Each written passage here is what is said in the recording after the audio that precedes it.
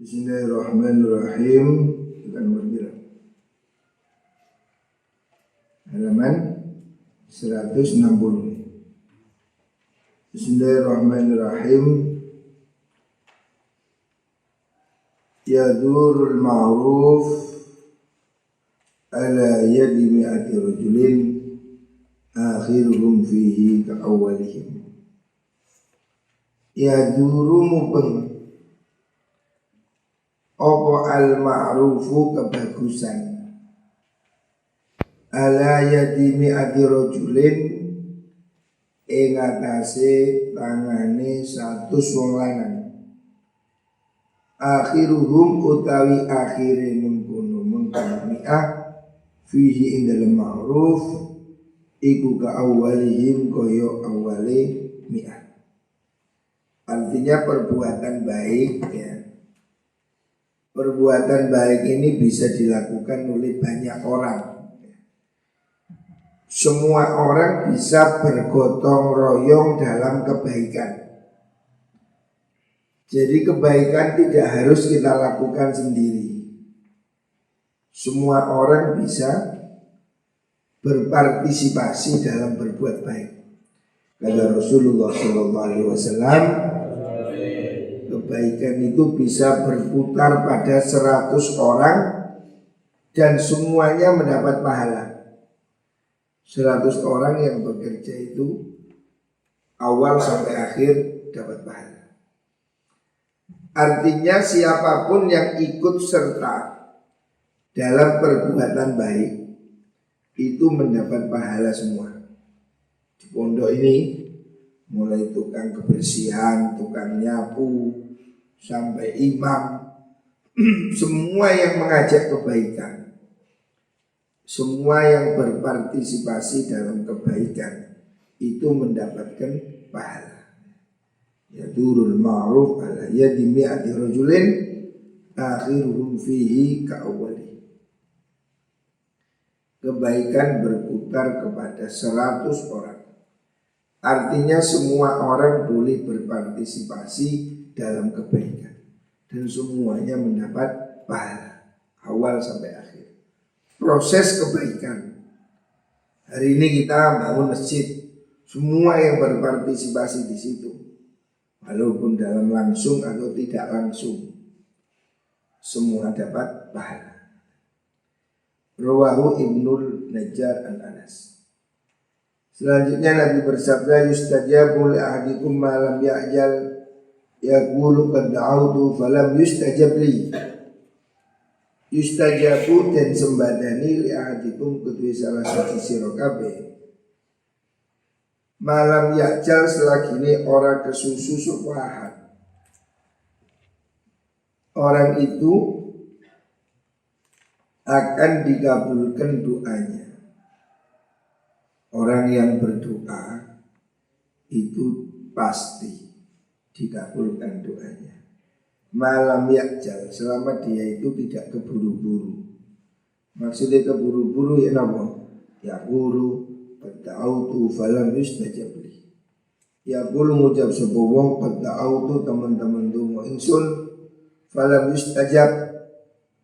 Mongko ora dan sembadani sopoli maring insun.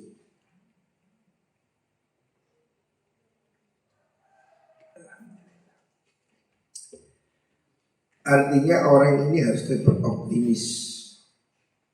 Berdoa memang perlu waktu ya. Allah sudah menjamin semua doa akan dikabulkan. Allah menyatakan ud'uni astajib lakum. Semua yang berdoa pasti dikabulkan. Cuma waktunya mengabulkan itu kapan terserah Gusti Allah. Jadi jangan kamu maksa Gusti Allah. Jangan kamu kemudian pokoknya meneh. Jangan kamu memaksa Gusti Allah. Mintalah dengan hati optimis. Optimisme harus ada di hati. Saya doa pasti dikabulkan. Yakin saya. Keyakinanmu ini harus ada. Ya Allah, Allahumma mercy. Ya Allah, nyuwun mercy. Kamu dungo ya Allah minta diberi mobil mercy ya Allah. Boleh aja. Waktu ini kapan? Ya 10 tahun, 25 tahun. Ya coba langsung mercy. Menit tekok ngimpi. Tapi kamu harus punya optimisme. Siapa berdoa harus punya rasa optimis bahwa doanya pasti dikabulkan oleh Gusti Allah. Di hatimu itu harus ada rasa mantap. Saya niat baca suratul Waqiah. Saya niat baca sholawat nariyah. Mohon pada Allah ini. Yakinlah kamu doamu dikabulkan oleh Allah. Doa harus dilakukan dengan optimis. Ya. Kamu harus yakin, saya pasti. Ya. Yakin Allah Maha memberi. Diiringi perbuatan baik. Jangan kamu putus asa. Dungo seminggu kok gak oleh. Dungo saulan. Tidak ada batas. Berdoa. Kamu berdoa itu sudah dapat pahala. Kamu mau berdoa itu sudah ibadah. Jadi tidak ada ruginya berdoa. Soal dikabulkan, soal kapan dikabulkan, itu haknya Gusti Allah. Mungkin cepat, mungkin lambat, tapi pasti. Jadi kamu jangan merasa kecewa. Saya doa kok belum. Ya belum, memang belum waktunya. Allah menjamin pasti memberi, tapi waktunya kapan terserah Gusti Allah. Jumlahnya berapa terserah Gusti Allah, tapi pasti. Ud'uni astajib lakum. Hadis riwayat Syekh. Selanjutnya Nabi bersabda, yassiru wa la tu'assiru. Yassiru gampang no siro, berilah kemudahan. Wala tu'assiru lan ojo gawe angel siro kabeh. Wa basyiru lan bebungah no siro kabeh. Wala tunafiru lan ojo melayu akan siro kabeh. Hadis riwayat Bukhari. Nabi mengatakan yassiru mudahkan. Segala sesuatu ini kalau bisa mudahkan. Gaya enteng. Dipikir sing enteng bener. Jangan segala sesuatu dipikir mendetail. Nanti kamu malah sumpah. Berlian pun kalau dipikir mendetail, waktu tolong alhasil berlian itu ya karbon. Itu adalah sisa pembekuan dan seterusnya. Artinya sesuatu itu yang baik pun kalau ditetil ya sesuatu yang ada biasa. Jangan biasa mikirkan barang wangil, suju angel-angel, sing gampang. Yassiru, mudahkan. Wala tu'assiru, jangan bikin sulit. Bisa ayo sing gampang nih, bayang, jamaah, ngaji, mondoi enteng kok, gampang. Jangan dibikin sulit. Teori yang terlalu bulat tidak perlu. Teori yang gampang, urip sing sabar, ikhlas, syukur. Jangan terlalu merepotkan. Kamu ini kalau dipikir repot ya. Contohnya saya ini virus COVID-19. Kalau dipikir jelimet, waduh, menurut penelitian ada begini, virus telah menjadi begini. Istilah apa saya ini? Telah menyalin rupoy loh. Katanya virus ini sudah berkembang, sudah bermutasi.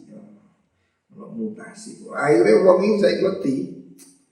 Saudi Arabia kemarin sudah dibuka umroh, ditutup lagi.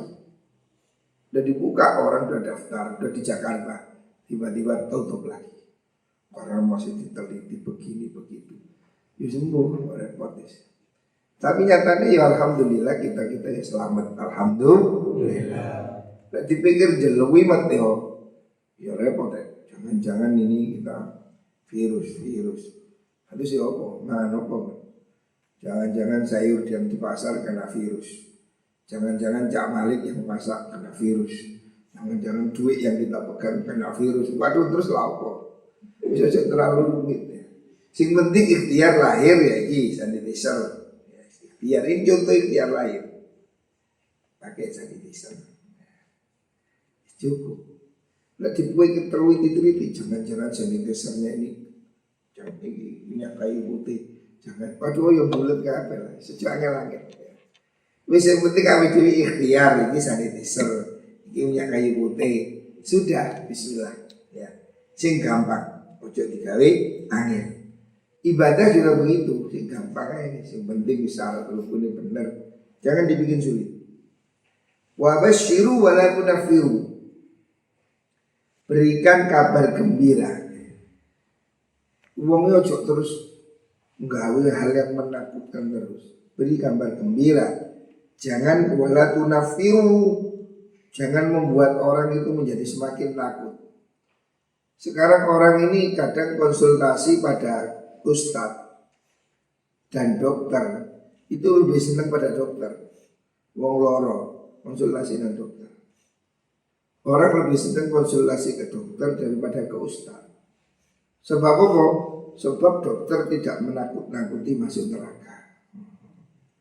Ngomong di luar rokok, harum terus rokok, akhirnya wong tambah stres. Jangan selalu begitu. Beri kabar gembira bahwa kita semua ini masuk surga. Amin Allahumma amin. Beri kabar gembira. Ojo wong diwoten-woten wis neraka, susu bingung wis. Akhirnya ya orang menjadi frustasi.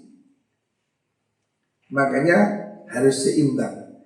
Rasulullah Sallallahu Alaihi Wasallam itu tugasnya basyirau wa nadhir, memberi kabar gembira juga memberi peringatan.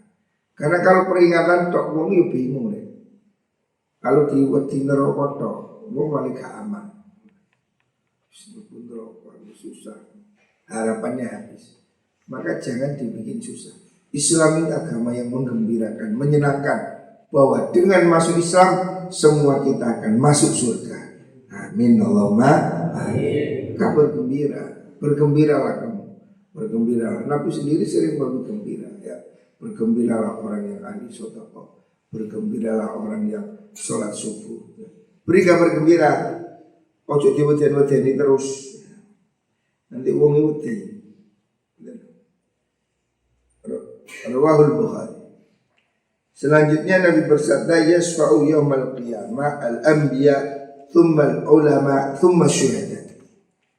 Yasfa'u maringi syafaat yaumal qiyamati dalam dino kiamat sapa al-anbiya para nabi thumma al-ulama unuli para ulama thumma syuhada unuli biro-biro wong kang mati syahid. Hadis rawahu Ibnu Majah. Artinya besok ya, pada hari kiamat. Pada hari kiamat itu tidak ada pilihan lain. Yang ada hanyalah surga dan neraka. Jadi pilihan yang ketiga tidak ada. Rumah di surga ini hanya ada dua. Rumah di akhirat hanya ada dua. Surga atau neraka. Lah besok orang-orang yang masuk surga ini memang punya fasilitas. Tapi orang-orang yang di neraka ini masih ada harapan. Harapan tidak masuk neraka itu salah satunya adalah syafaat. Orang-orang yang meskipun berbuat dosa, contohnya ngaji ngantukan ngaji ngantukan. Orang-orang yang amal-amalannya kurang, ini masuk ke surga berat, tapi dia masih ada kemungkinan mendapat syafaat. Ditolong. Siapa yang bisa nolong? Yang pertama al-anbiya, orang-orang yang memberi pertolongan itu para nabi. Tentu saja yang pertama adalah Nabi Muhammad SAW. Kanjeng Nabi pasti bisa menolong kita. Kanjeng Nabi pasti menolong umatnya supaya tidak masuk neraka. Semakin orang itu banyak baca sholawat, semakin dia cinta pada Rasulullah Sallallahu Alaihi Wasallam, dia ada harapan ditulungi syafaatnya kanjeng Nabi. Kemudian ulama juga memberi syafaat. Terus kemudian tsumma syuhada, kemudian orang-orang pejuang yang mati syahid. Makanya kita ini berkumpullah dengan orang baik. Kumpulono wong soleh, kumpulono para wali, para ulama. Sebab besok mereka itu punya hak syafaat. Orang-orang baik, orang-orang soleh, para ulama itu besok mendapatkan kuota syafaat. Mereka akan menulungi santrinya, temannya ya.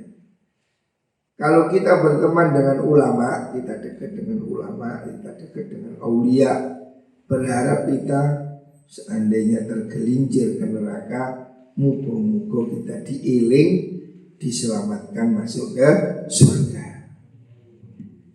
Jadi kita ini sambung menyambung guru saya, gurunya.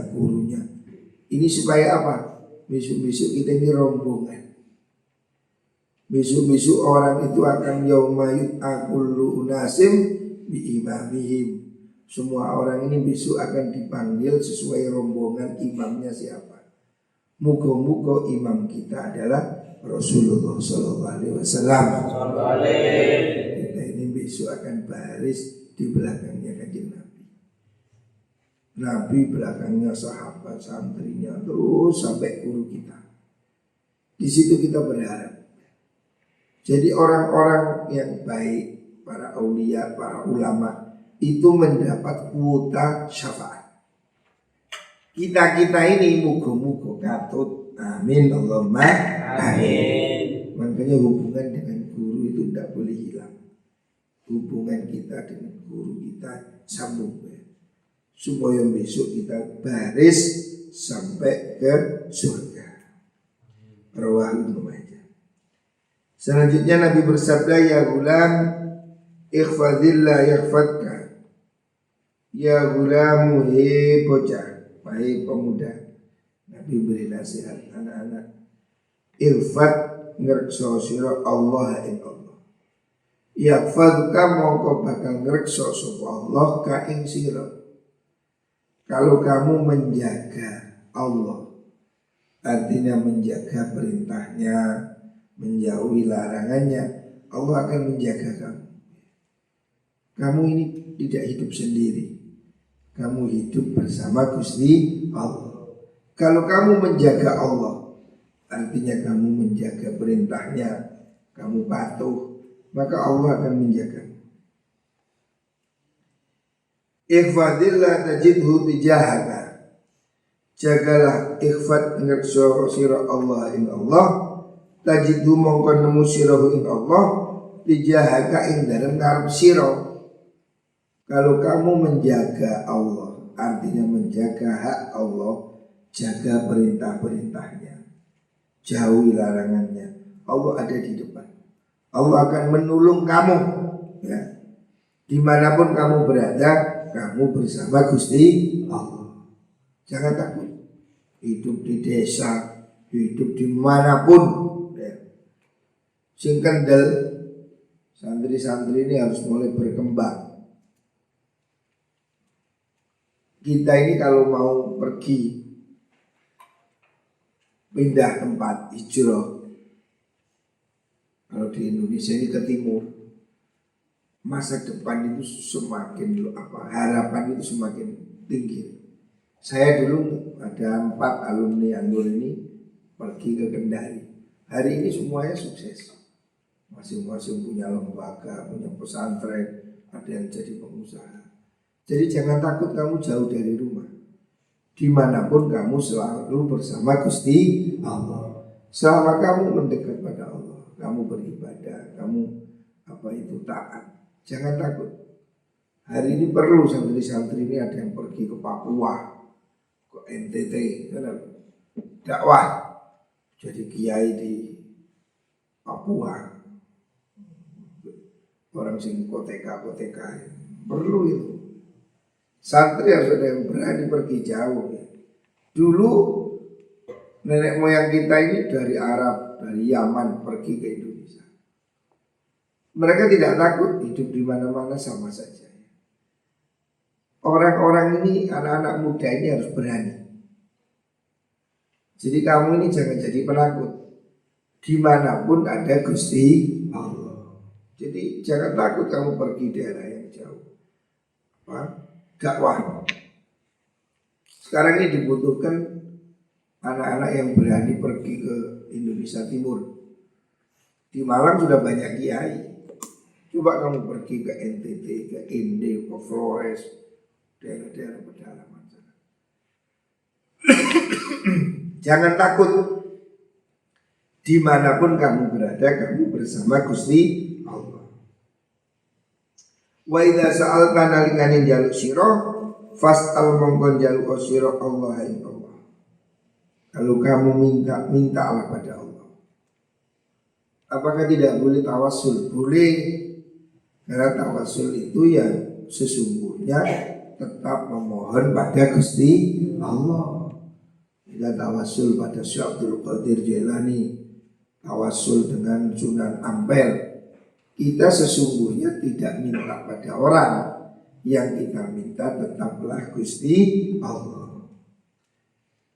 Wa idza sta'anta fasta'in billah.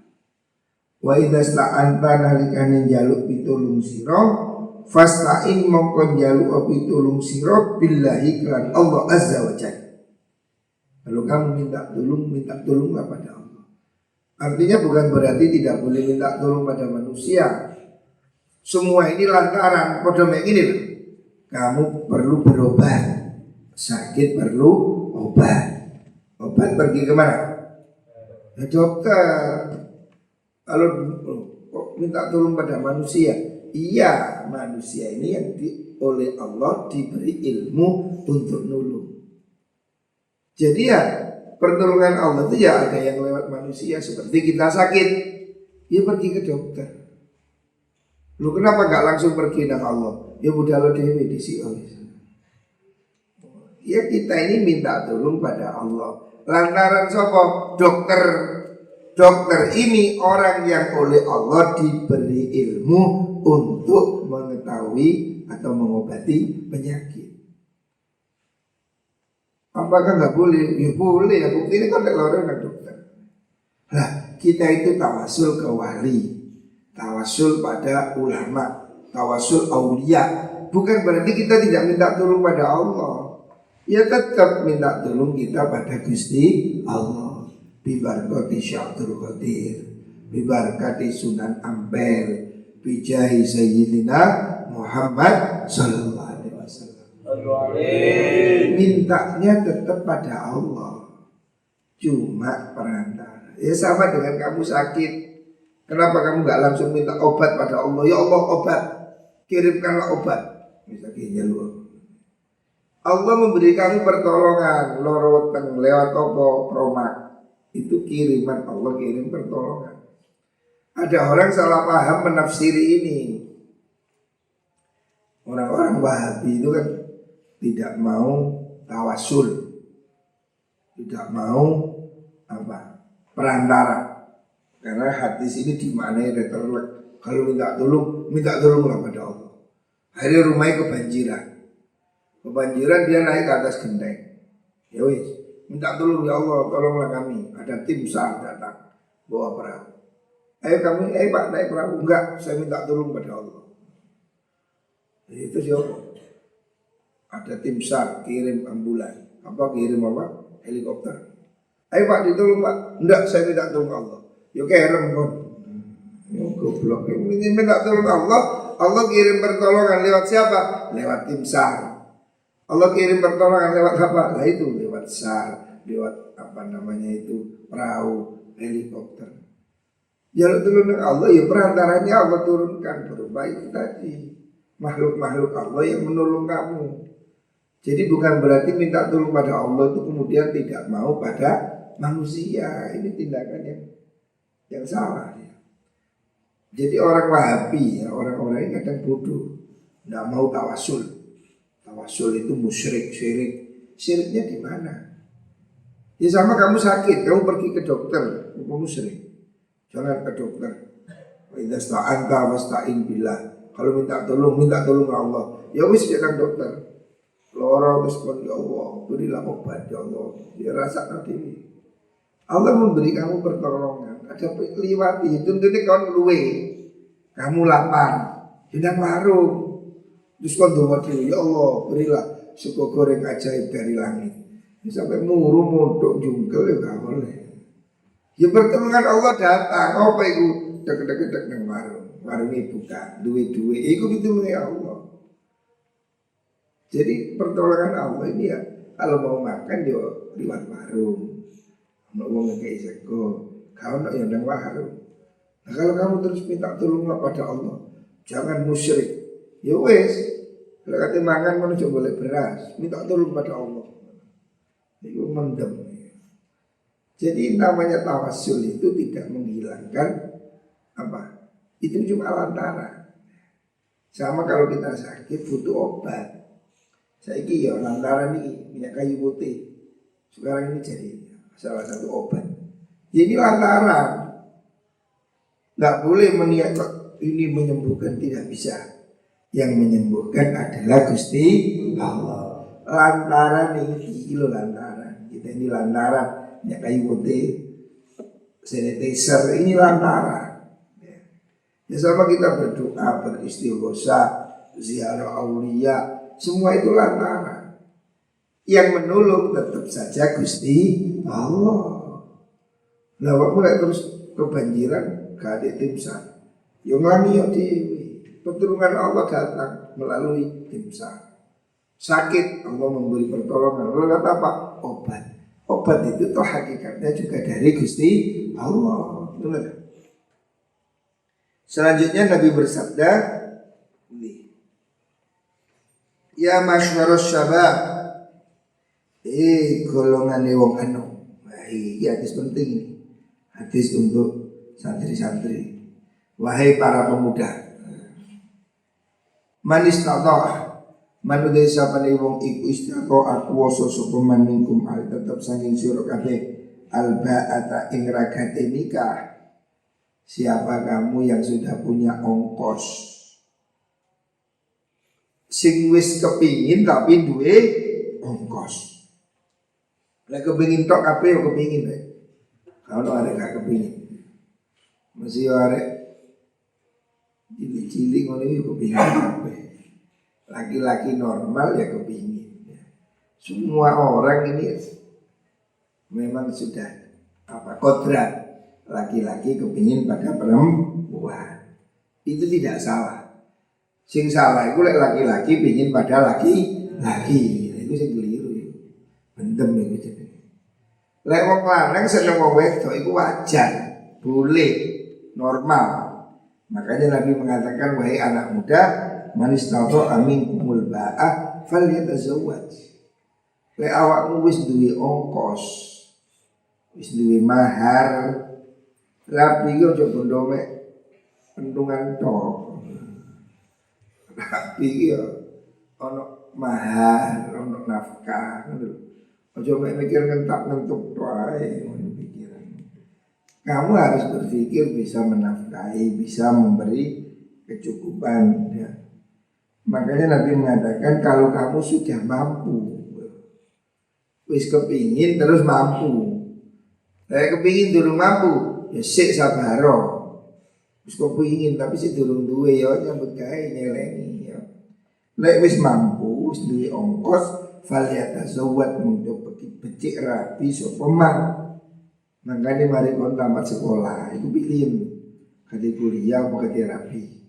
Kate rapi sedang nyambut gawe duwe ongkos rapi ya.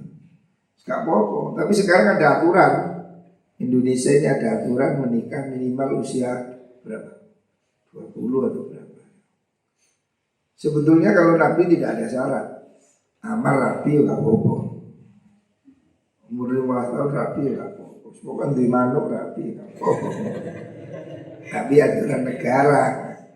Ada cili-cili rapi bahaya, mulai rapi minggat, rapi pegat. Maka negara memberi batasan 20 atau 25. Ada ada batasnya. Pokoknya kalau Nabi mengatakan tidak umur, sing penting duit-duit, punya ongkos rabio. Fa innahu sedene nikah iku aghaddu luwih ngeremaken lil basori maring peninggal. Karena kalau kamu menikah, kamu itu bisa menjaga penglihatan. Artinya wis gak pati kepingin, yo kepingin sih ono rek, kon sing bojo. Kan wis duwe ayem, ono sing diwasno. Mangkane awakmu duwe bojo, kok kepingin duwe wong, mlaku-mlaku kok sedang mulia, cekel duwe bojomu.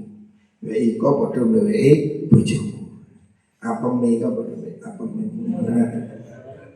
mangkane cuk kakek-kakean.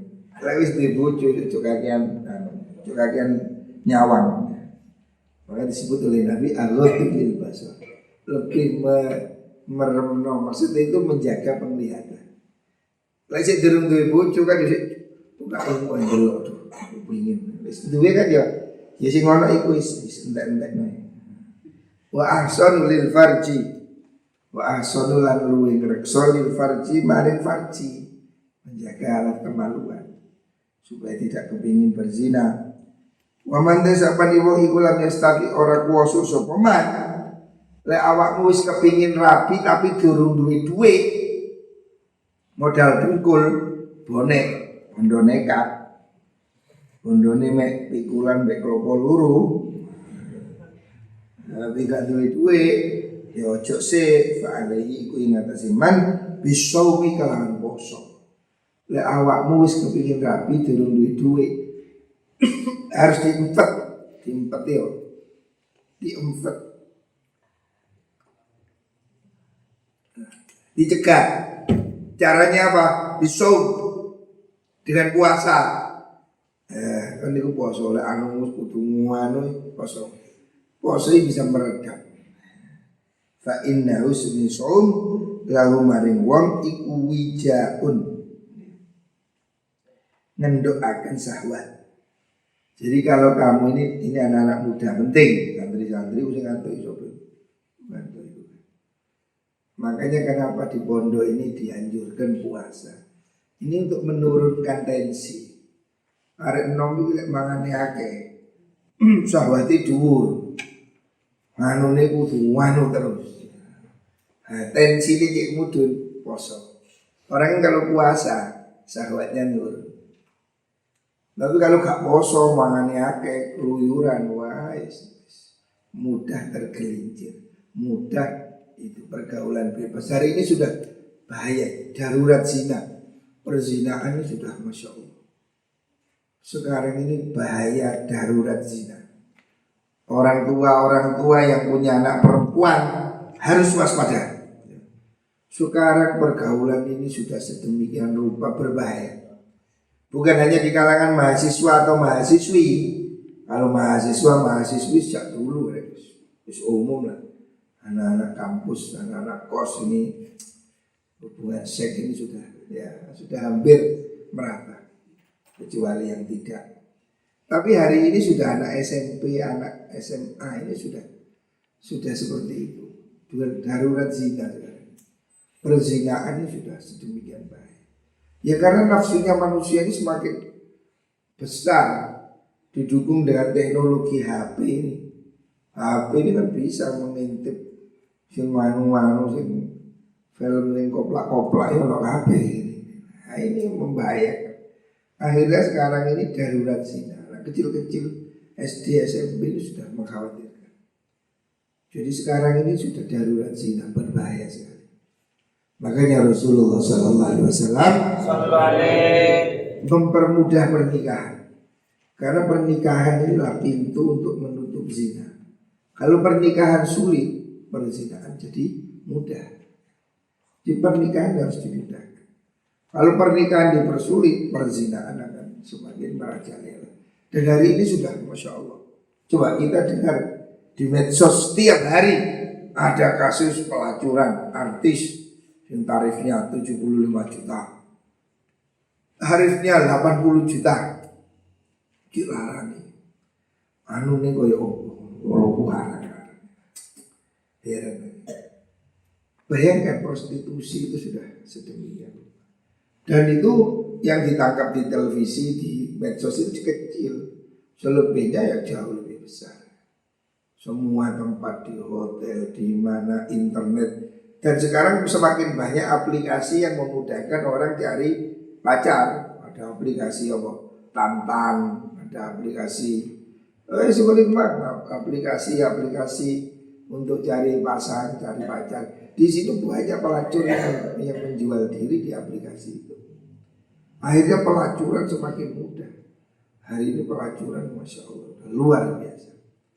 Makanya solusinya ya pernikahan.